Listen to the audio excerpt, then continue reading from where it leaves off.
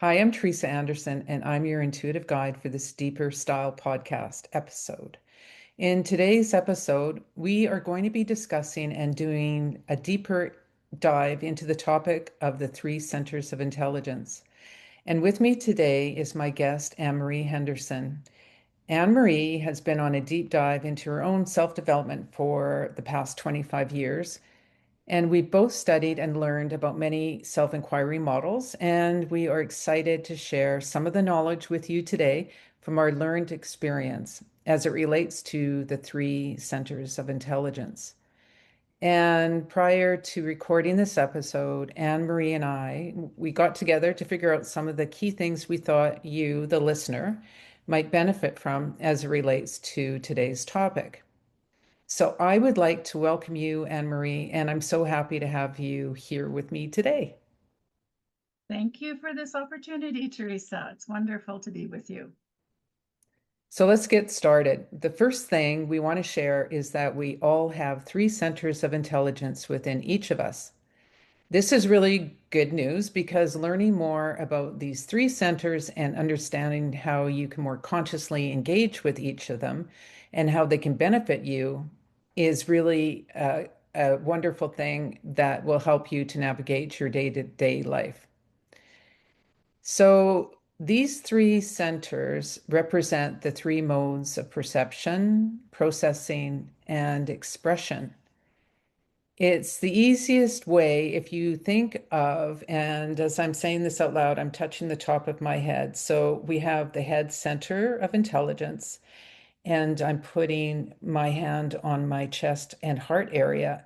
That second heart center is right in that area. And then the third is the body center of intelligence. And if you put your hand on your kind of stomach area, you can think that there's these three centers, the head center, the heart center, and the body center.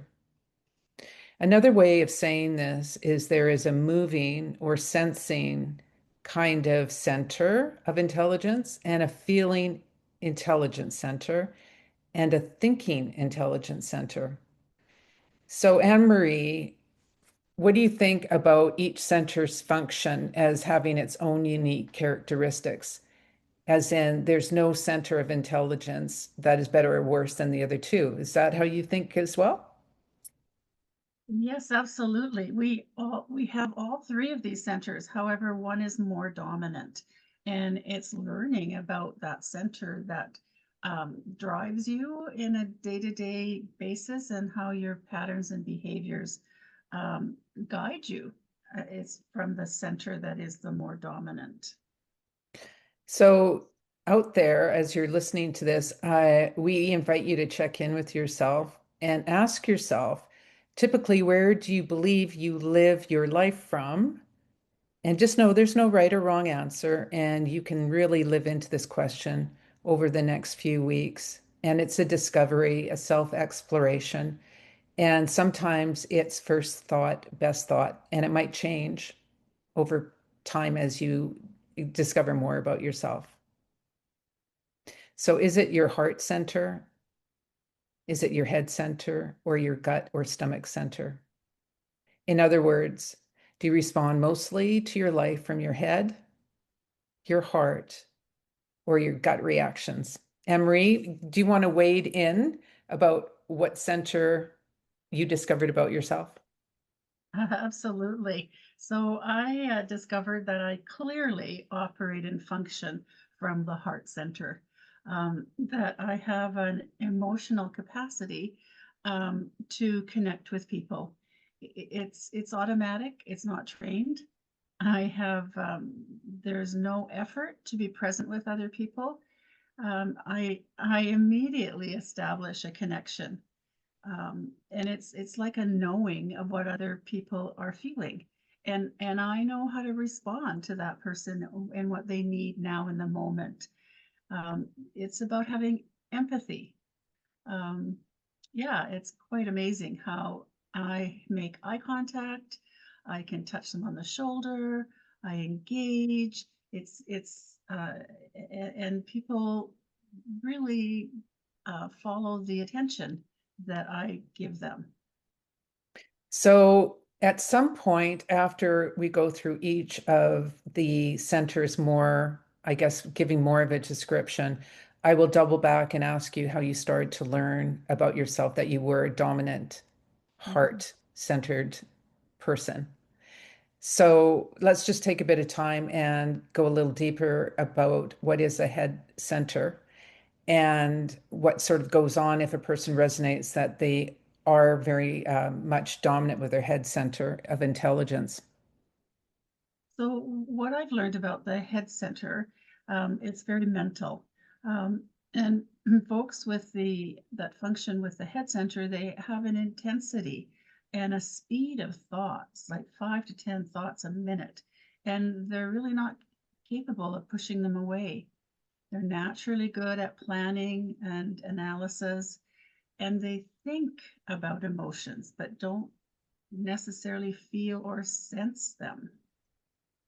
Okay, well, that's really interesting. And my kind of lived experience of just noticing what other people have said and given feedback when they resonate as being with that head center intelligence is they ask a lot of questions typically, and they try to make sense of things through reasoning, and they kind of go into investigation. And it's these different thinking processes that they try to gather information and come to conclusions and make deductions about what was happening or what is happening in their world. Mhm. So that's something that we'll just put on the side as we next go into if you think that you resonate with being a heart center of intelligence person. And maybe just give us a bit of information about that since you are a heart centered person. If you resonate with the heart center of intelligence, then you predominantly take in reality mainly through your emotions. Yeah, the heart center would put more attention on relating to people and being more attached to an image, to be seen by others, and to be more dependent on others for approval. So it's that relationship as opposed to analyzing and planning and um, looking for opportunities. And I'm also a heart centered person, and I definitely feel emotions very deeply. And sometimes I've been noticing as I get to know myself better, what kind of emotions feel more familiar, and then trying to expand the types of emotions that I feel and have the whole range. And my deep inner work at this point in my life is to really allow myself to go through all of the gears of emotions, not get stuck in one of them. So there's work for each of us if we do feel like we resonate with being a certain center of intelligence.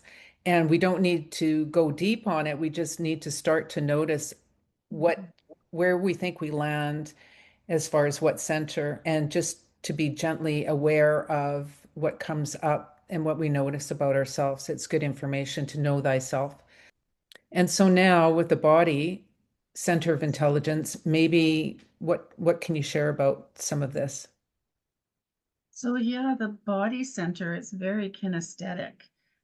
It's the moving and sensing of our body, and it's really about body wisdom, the spontaneity of the body, making decisions that are wise, practical, concrete, and taking action for things to happen now. It's more like they're in touch with the capacity of instinct. And that energy is really concentrated in the belly or the gut. So the gut instincts move them forward quickly.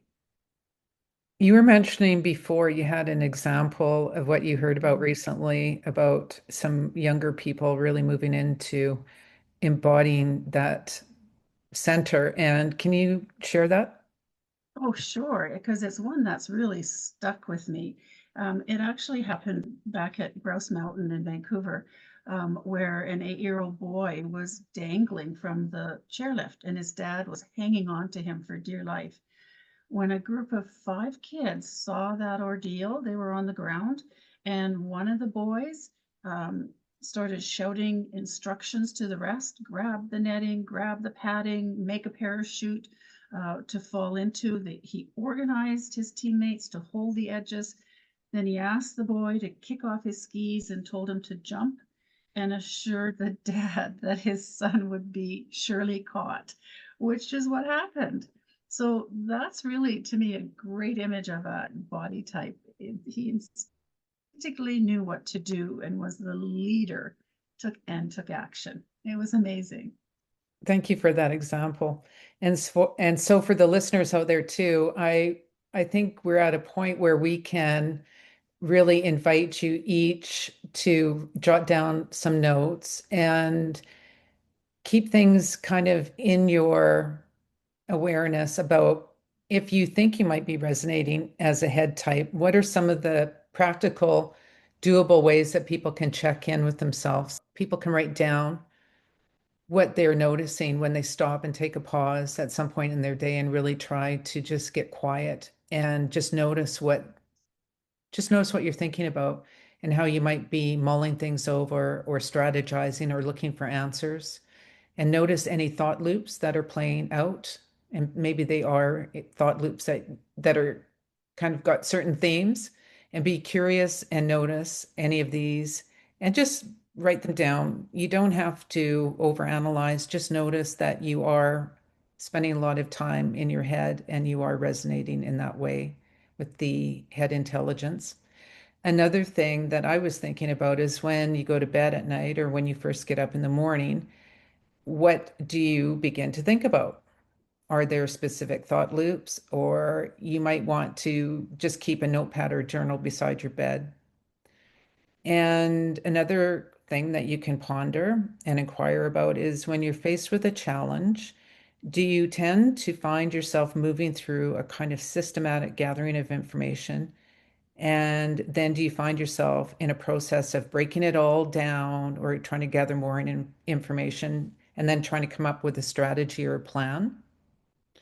So just have those kind of in the background if you want to do some deeper inquiry to notice more about what center you think you really resonate with.